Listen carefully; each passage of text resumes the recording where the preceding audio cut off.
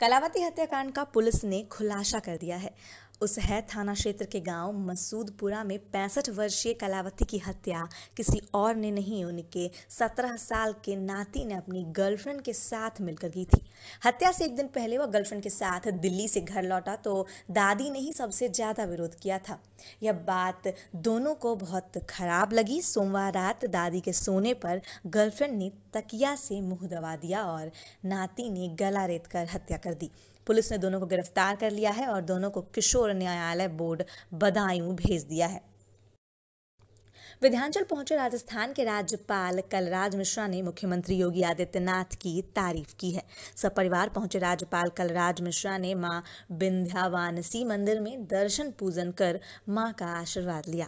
दर्शन पूजन के बाद उन्होंने विंध्याचल में बन रहे विंध्य कॉरिडोर के निर्माण को लेकर प्रसन्नता व्यक्त करते हुए मुख्यमंत्री योगी आदित्यनाथ की तारीफ की है। कहा कि इसके निर्माण से यहां आने वाले यात्रियों को सहूलियत होगी और जिसके लिए मुख्यमंत्री योगी आदित्यनाथ को बधाई देता हूं। कलराज मिश्रा को विंध्याचल में दर्शन पूजन बीजेपी विधायक रत्नाकर मिश्रा ने करवाया। इस दौरान सुरक्षा व्यवस्था के सख्त इंतजाम किए गए। आपने देखा इस संबंध में कुछ कैसा लगा? ये मां की इच्छा के अनुरूप और यात्रियों की सुविधा के लिए जो बन रहा है निश्चित रूप से बड़ा ही प्रशंसनीय है और सभी के लिए मां के दर्शन में बड़ी सुलभता प्राप्त होगी।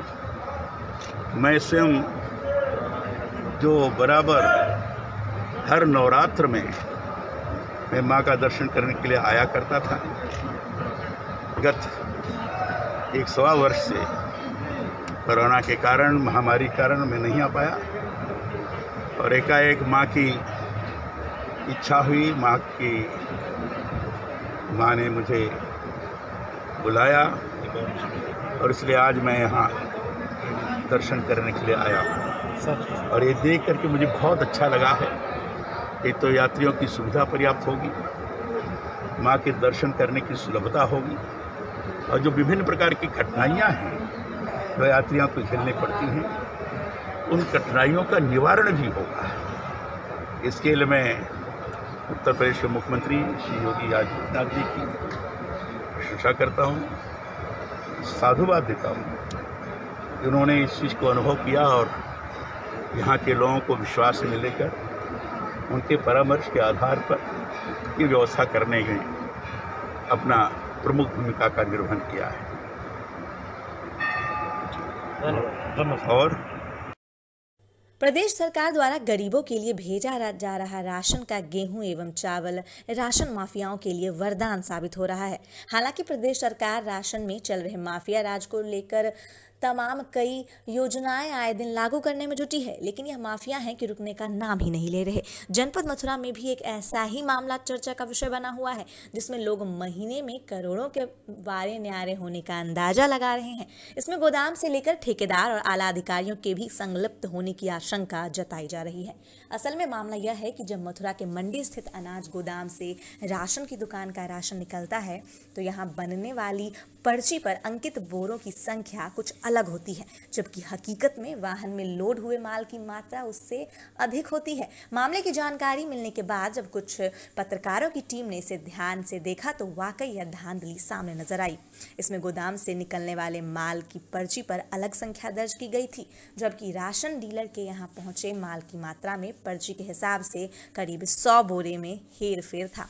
पत्रकारों की टीम के पहुंचने पर जब राशन डीलर से इस बाबत बातचीत की गई तो उसने कहा कि वह मौके पर मौजूद नहीं था और उसके पीछे से यह गलती हुई है और हड़बड़ाहट में राशन डीलर ने इस गलती के लिए माफीनामा भी विभाग को लिख कर दिया है, जबकि यह गलती राशन डीलर की नहीं थी, एफसीआई ठेकेदार और एमआई की थी। वैसे सूत्रों की माने तो यह राशन डीलर राशन का बड़ा माफिया है, लेकिन जिला आपूर्ति अधिकारी की मेहरबानी के चलते इस राशन डीलर का कोई बाल भी बांका नहीं कर सका। ऐसा नहीं है कि इन राशन माफियाओं की शिकायतों से अधिकारी अनिभिज्ञ हों, लेकिन इनके खिलाफ आज तक कोई भी कार्यवाही नहीं हो पाई है। ऐसे में जिलाधिकारी एवं डिप्टी कमिश्नर के संज्ञान में मामला पहुंचने के बाद कोई कार्यवाही न होना मामले में किसी बड़ी संलिप्तता की ओर इशारा करता है।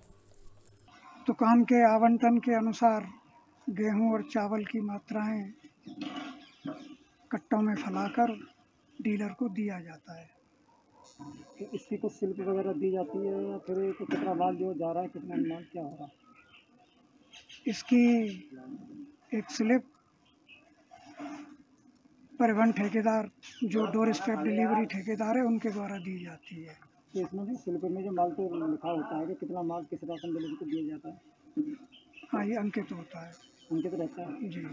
कुछ संज्ञान में ऐसा आया है कि कुछ रसीद में कुछ माल अंकित है और गाड़ियों में कुछ एक्स्ट्रा माल है।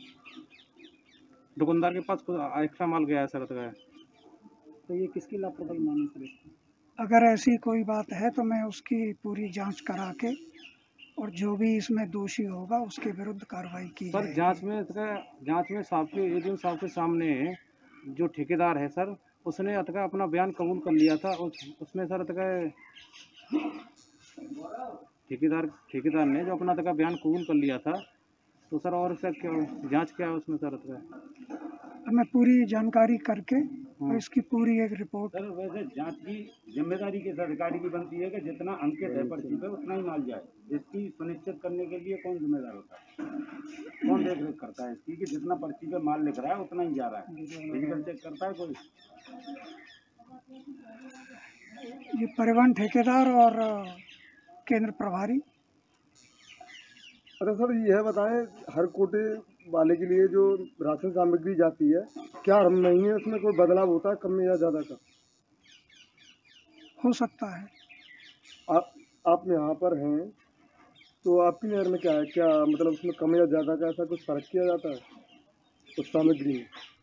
आवंटन शासन से ही अलॉट होता है, ये ऑनलाइन होता है, उसी के अनुसार खाद्यान्न दिया जाता है। हर महीने लगभग 100 कट्टे का अंतर आ सकता है एक कोटेदार में, मतलब सामग्री देने को लिए? ये मैं नहीं कह सकता हूँ सर। जो आज मैंने हमने जो जाके गोदाम पर देखा कि कोटेदार का चालाना कुछ है, जो चालाना होता है वो कुछ है, और आपकी पर्ची में माल कुछ चढ़ा हुआ है, उसके लिए सर आप क्या कहेंगे? आप मैं इसकी जांच करके और जो भी इसमें दोषी होगा उसके विरुद्ध कार्रवाई की जाएगी। कार्रवाई सर कब तक होगी? कार्रवाई शीघ्र की जाएगी। मैं शीघ्र ही इस पर कार्रवाई करूँगा। संज्ञान में तो आपके संज्ञान में था, बगैर आपके संज्ञान की कार्रवाई बिना साइन आपके सर। जब आपने कोई ठेकेदार बैठा रखे हैं तो वो ठेकेदार आपके ही आदमी हुए ना। अब इस पर जो भी किसी भी स्तर से गलती हुई है, मैं उसकी जांच करके रिपोर्ट दी जाएगी। जब एडीएम साहब ने आपसे खुद पर्सनली कहा था कि उसने अपना गुनाह कबूल किया, तो आप जांच क्या करेंगे? जब एडीएम साहब खुद कह गए कि वो दोषी है, तो आप उसमें जांच करने का क्या सवाल कहाँ उठता है? साहब ने आपसे खुद कहा था कि ये दोषी है, इसके खिलाफ 4 बजे आपसे एफआईआर मांगी गई थी, तो आपने 4 बजे तक अभी कोई एफआईआर नहीं दी। आप क्या दोषी साबित करेंगे? मैं इस पर जांच करके रिपोर्ट दे रहा हूँ। आप पूरा बात जमा बता नहीं पा रहे सर। मैं शीघ्र ही आपके ऊपर कोई ना कोई प्रेशर है, आपके ऊपर कोई ना कोई दबाव। आप जो दबाव दे रहे हैं वो जवाब आपका सहमति नहीं है, क्योंकि आपके ऊपर कोई ना कोई प्रेशर है। इंदरगढ़ थाना क्षेत्र के गांव में बीते कुछ दिनों से 2 परिवारों में आपसी विवाद चल रहा है। दोनों परिवार एक दूसरे पर लड़ाई झगड़ा मारपीट पर आमदा हो जाते हैं। मारपीट के दौरान 16 वर्षीय पुत्री घायल हुई थी, जिसने अपनी शिकायत लिखित प्रार्थना पत्र देकर थाने में की थी, लेकिन अभी तक कोई सुनवाई नहीं हुई है। थाना क्षेत्र के गाँव हरचंदापुर में बीते कुछ दिनों से लड़ाई झगड़ा मारपीट चल रही है। विपक्षियों द्वारा आए दिन मारपीट की जा रही है। पीड़ित लड़की ने थाने पहुंचकर इसकी शिकायत भी की है, लेकिन अभी तक कोई सुनवाई नहीं हुई, जिसके चलते पीड़ित काफी निराश है। गांव की सुधा पुत्री अवनीश कुमार ने प्रार्थना पत्र देकर अवगत करा है। आए दिन विपक्षियों द्वारा रामू विश्वनाथ, संतोष, राजू, सुमित दवंगई के साथ धमकी देते हैं, लड़ाई झगड़ा मारपीट को तैयार रहते हैं। कई बार इन्होंने हमारे घर वालों को के साथ मारपीट की है, ऐसा लड़की का कहना है। प्रार्थना पत्र देने के बाद भी पुलिस मौन धारण किए हुए है। पीड़िता थाने के बाहर सुबह से बैठी हुई है, कार्यवाही की मांग कर रही है। वहीं इंदरगढ़ पुलिस आंखें बंद कर अनसुनी कर रही है। क्या नाम है आपका? माया देवी। क्या मामला है पूरा? मामला भैया कछु नहीं जाए है कि हम तो अपने लल्ला का ऑपरेशन कराउन गए थे और 15 तारीख को लौटे घरे, और जैसे घरे लौटे तैसे इनकी गांव वाले इनकी लड़ाई होती, हमारे द्वारे 3-6 पत्थर सड़क पत्ते चलाओ हमारे द्वारे आगे बढ़ी गए। अब आगे बढ़ाई दे रहे, और फिर हमारे घर से वही दिन से शुरू हुई थे, तब के पूरे गाँव में 5 हुआ था समय। अब उन्होंने कही मन जाओ एप्लीकेशन दें तो CO SP अब यहाँ थाने में दिन हमें बंद कर लो कि साली ड्रामा बनाती है। किस गांव का मामला है ये? हरचंदापुर को वही तो सोचेगा मेडिकल भर्ती कराए रहे, गरीब आदमी कहाँ जाए कहाँ न जाए। फिरोजाबाद जिले के शिकोहाबाद थाना क्षेत्र के अंतर्गत एटा रोड स्थित मोहिनपुर ग्राम के समीप बाइक फिसलने से घर लौट रहे एक युवक की मौत हो गई, वहीं उसका साथी घायल हो गया। पुलिस ने शव को पोस्टमार्टम के लिए भेज दिया, वहीं गंभीर घायल को फिरोजाबाद में जिला अस्पताल में भर्ती कराया गया है।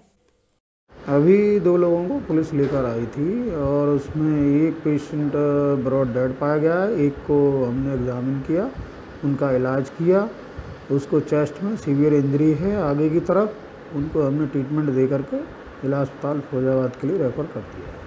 नहीं, क्या लग रहा है कैसे मौत हुई है कुछ? अब पुलिस वाले तो एक्सीडेंटल केस कुछ बता रहे थे, अब ज़्यादा हमें जानकारी नहीं है।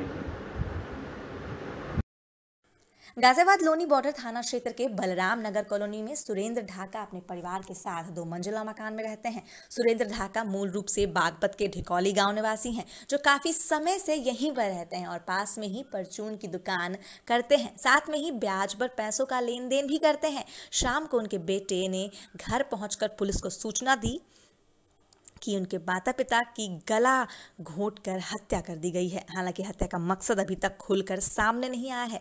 वहीं घर में रखी अलमारियों के दरवाजे भी खुले हुए हैं। हत्याकांड की सूचना मिलने पर पुलिस अधीक्षक ग्रामीण मौके पर पहुंचे और मामले की छानबीन की। पुलिस अधीक्षक ग्रामीण ने बताया कि हत्या का कोई ठोस कारण अभी सामने नहीं आ पाया है। पुलिस आगे की कार्रवाई में जुटी हुई है।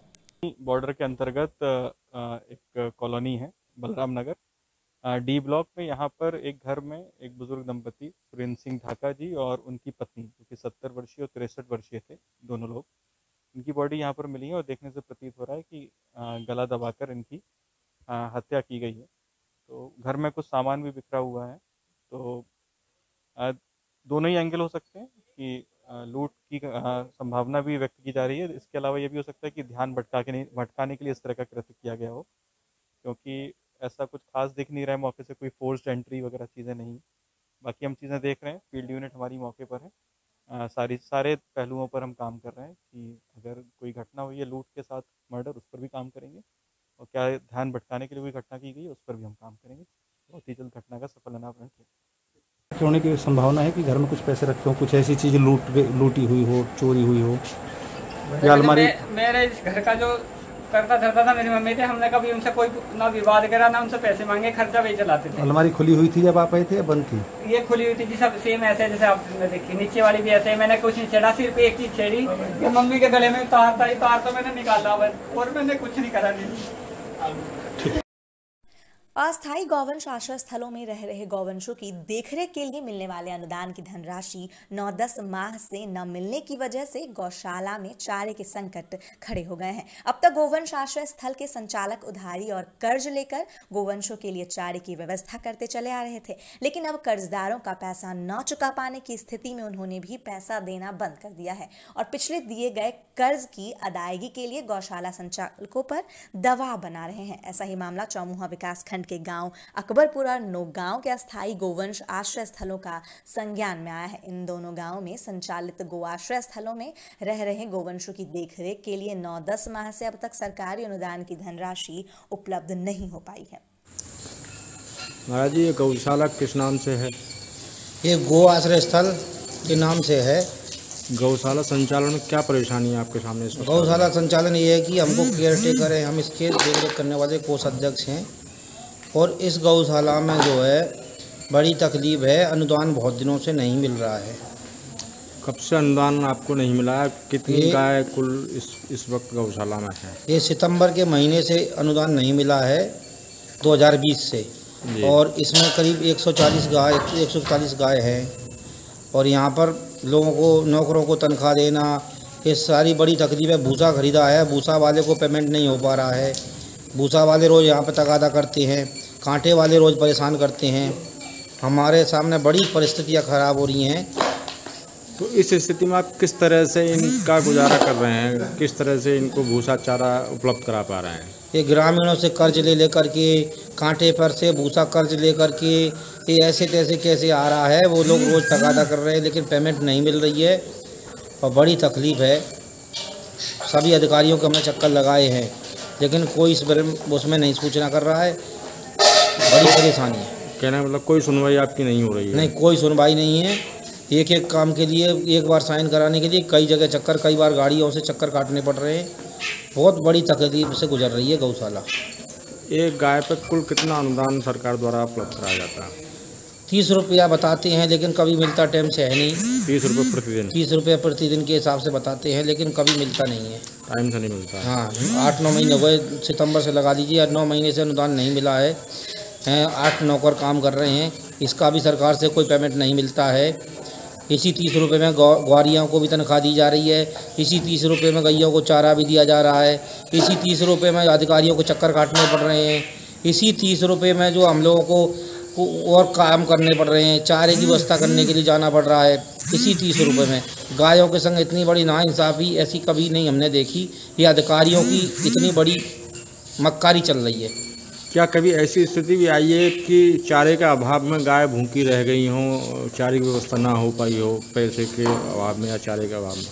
पैसे का तो अभाव है ही है। चारे की ग्रामीणों से कर्ज ले ले, किसी से 5,000 देता हूँ, किसी 10,000 देता हूँ, ऐसे करके गुजारा कर रहा हूँ।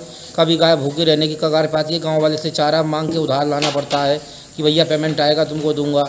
लेकिन 9-9 महीने तक कौन इंतजार करेगा? उधारी देने वाला कोई करेगा क्या? बड़ी तकलीफ से गुजर रही है गौशाला। इससे बढ़िया सरकार ऐसी गौशाला को बंद ही कर दे, अच्छा है।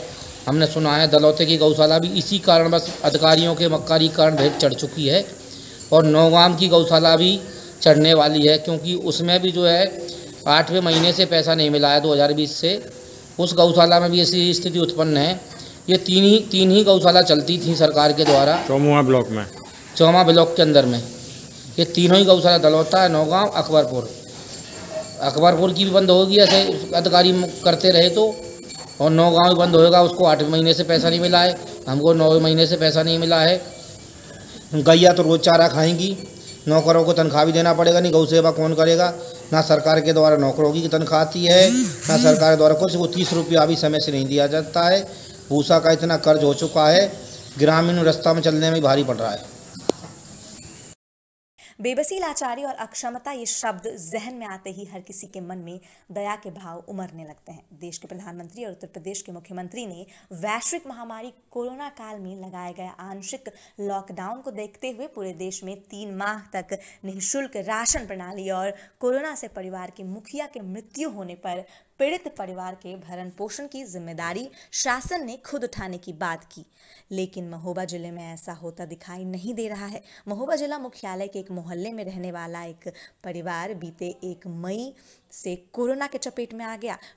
आपको बता दें कि पहले तो परिवार के मुखिया कोरोना के शिकार बने, उसके बाद पति की मौत के बाद पत्नी भी कोरोना संक्रमण की चपेट में आ गई। उनके 2 बच्चे हैं जो दिव्यांग हैं, उन पर कोरोना का कहर टूट पड़ा है। हम तो अभी मम्मी पापा की तबीयत खराब हुई तो उनकी फिर वो उधर भर्ती हो गए अस्पताल में। 4 दिन भर्ती रहे। उन्होंने कहा कि कोरोना है तो बांदा रेफर कर दिया। बांदा में फिर उनकी कोरोना से 1 तारीख को मृत्यु हो गई। फिर वहाँ से फिर मम्मी घर पे आए तो फिर मम्मी की तबीयत ढीली हो गई, उसी में तबीयत खराब हो गई तो मम्मी को हम ले भागे। फिर मम्मी को ले गए छतरपुर, तो उधर भी उनको कोरोना का थोड़ा वो था, कह रहे थे कोरोना मतलब। तो उसमें मम्मी भी हमारी चल बसी। हम भाई बहन दोनों विकलांग हैं, चलने फिरने के योग नहीं है। हमें खबर मिली कि मम्मी की तबीयत ढीली है, तो मम्मी की तबीयत खराब है, तो हम आ गए। अब भाई बहनों की देखभाल हम ही कर रहे हैं। ना वो चल पाते हैं, ना वो बैठ पाते, चल फिर पाते हैं, ना वो कुछ बना सकते हैं, ना खा सकते हैं, ना पी सकते हैं। हम ही कर रहे हैं उन्हीं की देखभाल। सरकारी कुछ मदद मिली है? अभी कोई मदद नहीं मिली सरकार से अभी तक। राशन सरकार दे रही फ्री, वो मिला आप लोगों को? कुछ भी नहीं मिला अभी। ठीक, कुछ नहीं। पिताजी की तबीयत खराब हुई तो अस्पताल में भर्ती करवा दिया, तो 2 दिन बाद उन्होंने कह दिया कोरोना है, तो बस 2-3 दिन बाद वो अस्पताल में भर्ती रहे। इधर से रेफर कर दिया मतलब बांदा, तो बांदा में भी उनकी मृत्यु हो गई 1 तारीख को। और फिर उसके बाद माताजी भी थोड़ी परेशान रहने लगी, और उनकी 2 तारीख को मृत्यु हो गई जून में, इसी महीने। उसके बाद आप लोग कितने भाई बहन और कैसे रह रहे हैं? अब ऐसा है कि हम 2 अकेले बचे हैं और एक बड़ी बहन है जो हमारी उसार कर मतलब देखभाल करती है, उठाती बैठाती है, लाती है, खिलाती पिलाती है और सब कुछ वही करती है अब।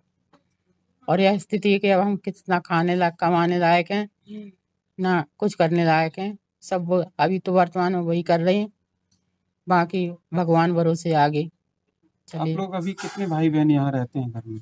यहाँ पर मैं और मेरी बहन, छोटी बहन ऊषा रहती है अकेली।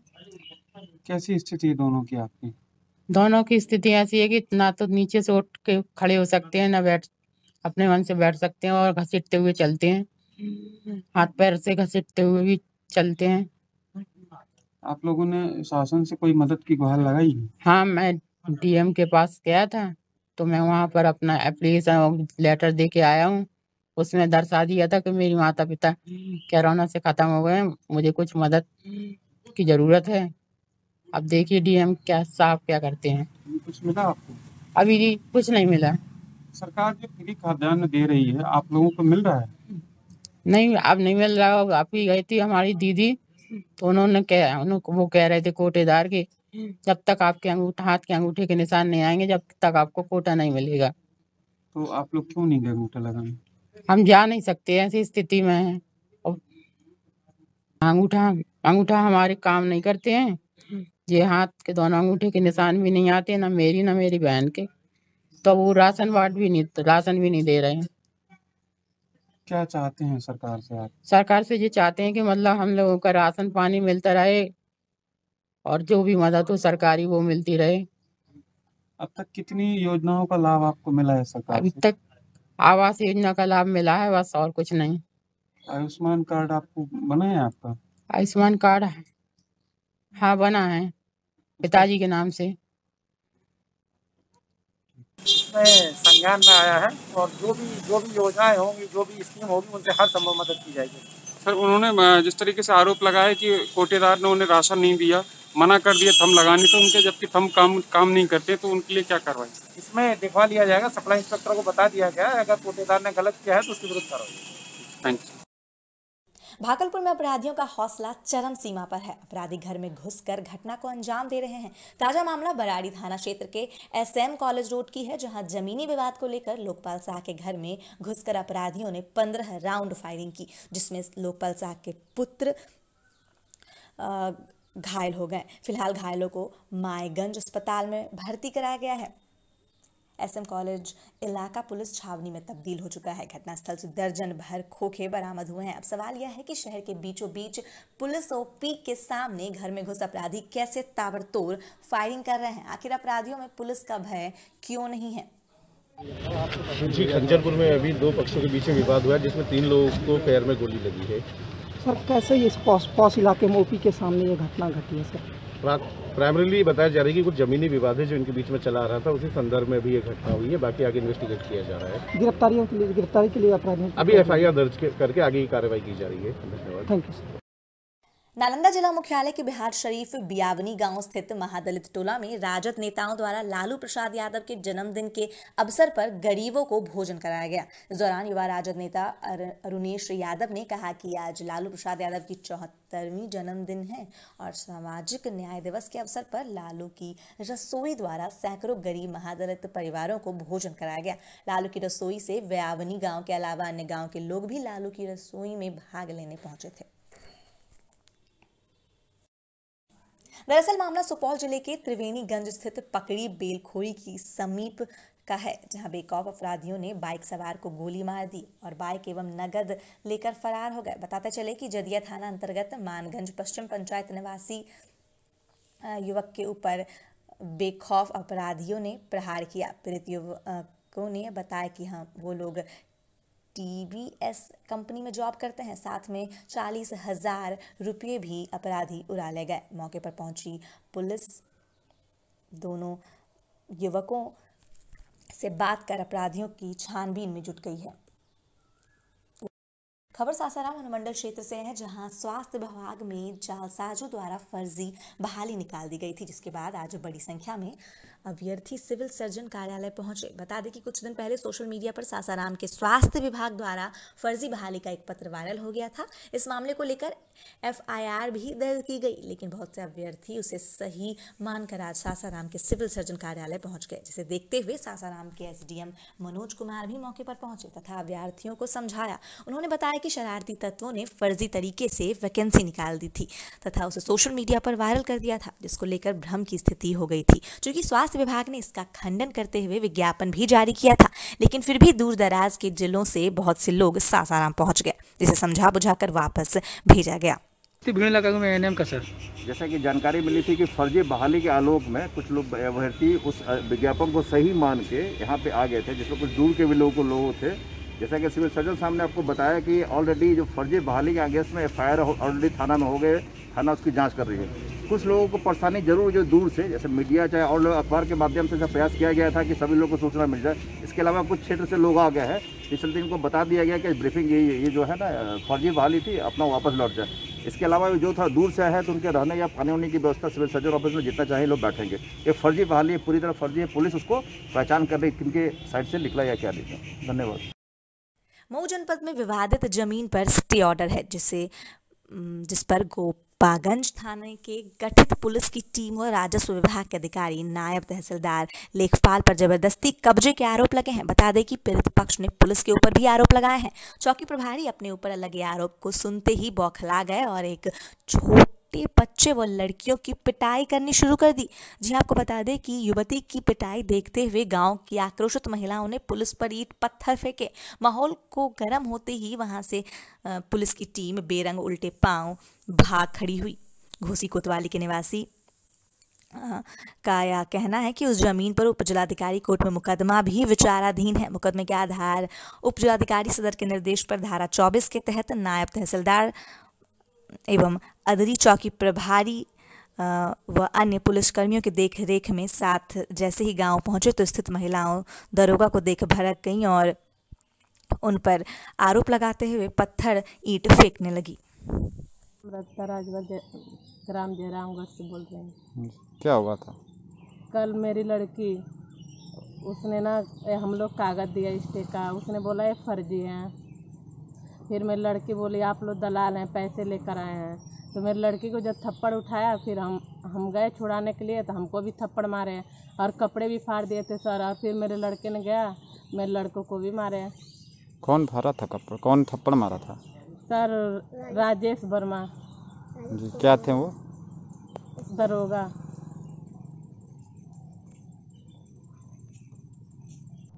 क्या नाम है? कमला प्रसाद राजभर, ग्राम जयरामगढ़, पोस्ट कोपागंज, जिला मऊ। क्या हुआ था आपका? सर ये करीब 20-25 साल से इस ज़मीन पर विवाद चल रहा है, जो कि मतलब जिसकी पत्नी ने बेची थी, तो वो अपना हिस्सा नहीं बेची थी, रामाधार और केदार की ज़मीन बेच दी थी। वो फर्जी तरीके से बेच रखी है वो। तो धर्मावती पत्नी इंद्रासन, जो कि मिर्जा जमालपुर घोसी के हैं, डॉक्टर हैं, वो फर्जी तरीके से बैनामा लिए। जब फर्जी तरीके से बैनामा लिए तो उसके बाद दबाव बनाए और पैसे उसे दे करके अब ज़मीन अपना नाम करवाए, जो कि उसमें दीवानी में मुकदमा चल रहा है। और हम जब यहाँ से करवा लिए तो कमिश्नर साहब के यहाँ गए, वहाँ मतलब मुकदमा चल रहा है, मुकदमा भी विचाराधीन है, उस पर कमिश्नर साहब का स्टे भी है। और फिर जब इन्होंने पैमाइश का भी मुकदमा दाखिल किया मऊ, सदर मऊ, तो उसके बाद ये इनका सोर्स पानी ज़्यादा था, गुंडागर्दी की बदौलत अपना यहाँ कौन करा रहा था? तो ये धर्मावती देवी और पत्नी इंद्रासन। तो उसके बाद इन्होंने जब देखा कि नहीं ज़मीन फर्जी है, तो इन्होंने ज़मीन एग्रीमेंट कर दिया राधे श्याम, जो कि पुत्र अज्ञात। कल की घटना क्या हुई? कल की घटना सर ऐसा है कि ज़बरदस्ती मतलब वो कब्जा करने आए थे जो कि उस पर कमिश्नर साहब का स्टे है, एसडीएम साहब का भी स्टे है, जो कि मतलब किसी का कब्जा दखल नहीं होगा। लेकिन फिर भी गुंडागर्दी की बदौलत कौन आए थे, कौन कौन अधिकारी आए थे? अधिकारी ये लेखपाल थे और कानगो थे और ये राजेश कुमार वर्मा दरोगा जी थे, अपनी टीम लेकर आए थे पुलिस, और शिव कुमार थे और राधेश्याम थे। ये लोग ज़बरदस्ती कब्जा कर रहे थे। तो कुछ औरतें मतलब जैसे विरोध की कि नहीं ये आपका नहीं है, तो राजेश कुमार वर्मा ने औरतों को मारना शुरू किए, गाली घोंस दिए, गंदी गंदी गालियाँ देने लगे। 2-3 बच्चे थे उनको भी मारे पीटे। और उसके बाद एसओ साहब को फ़ोन हम लोग किए, मैंने ये कोपागंज एसओ को, वो आए, अपना समझा बुझा करके उनको ले गए। आप लोग बात कर लें। और ये जयरामगढ़ में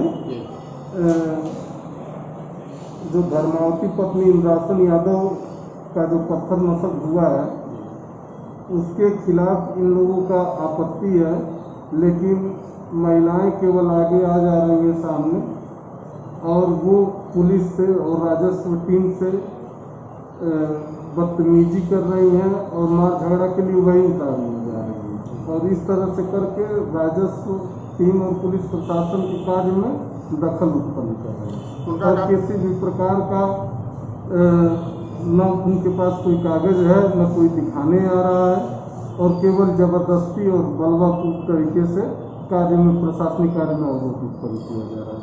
उनका कहना है सर कि मंडल आयुक्त के द्वारा स्थगन आदेश 8/7/2021 तक है, तो उसके बारे में क्या कहना चाहते हैं? उसको सामने लाए उनके कागज, लेकिन ऐसा कुछ अभी वो लाए भी नहीं है, और महिलाएं केवल आकर केवल जबरदस्ती कार्य को रोकने में अवरोध उत्पन्न कर रहे हैं। अगर 8/7/2021 तक स्थगन आदेश होगा तो क्या सर जो कब्जा दिलाने का काम किया जा रहा था अगर वो कहाँ तक उचित होगा? कब्जा किसी को नहीं दिलाया जा रहा था, वो पहले ही आकर उस तरह से जबरदस्ती प्रशासनिक कार्य में अवरोध उत्पन्न कर रहे थे। वहाँ मौका मुआयना करने गया था और कागज है तो उसको दिखाए।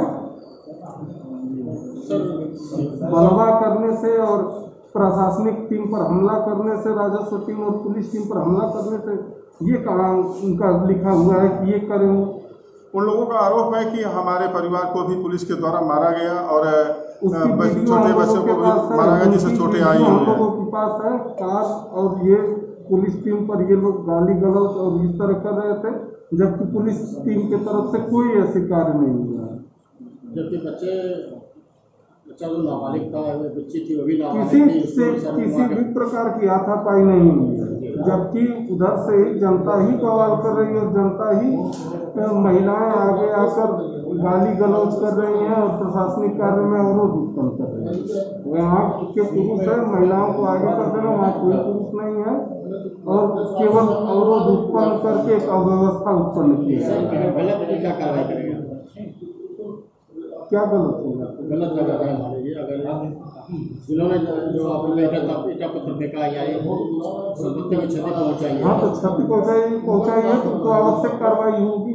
हाँ आवश्यक कार्रवाई होगी। और अगर जो स्टेज बरकरार है, स्टेज दिखाते हैं तो उसका कागज दिखाएं, नियमानुसार कार्य होगा, नियमानुसार ही होगा, जो कुछ भी होगा नियमानुसार होगा। ठीक है।